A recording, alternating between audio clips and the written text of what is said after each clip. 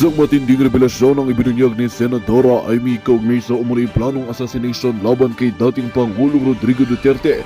Sa isang panayam iginiit ng Senadora na may kumakalat umanong impormasyon na may planong ipatumba si Tatay Digong at ang naturang plano raw ay may kaugnayan mismo sa kasalukuyang administrasyon ni Pangulong Kuting Jr.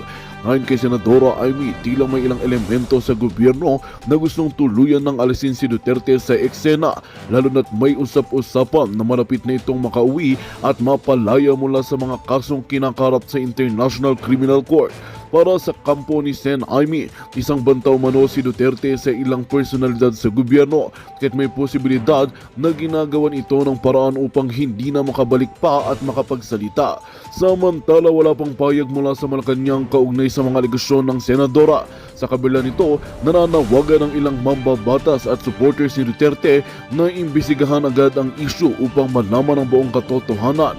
Patuloy namang nakaantabay ang sambayanan sa susunod na hakbang ng ICC at ng pamahalaan sa gitna ng kontrobersyal na balitang ito.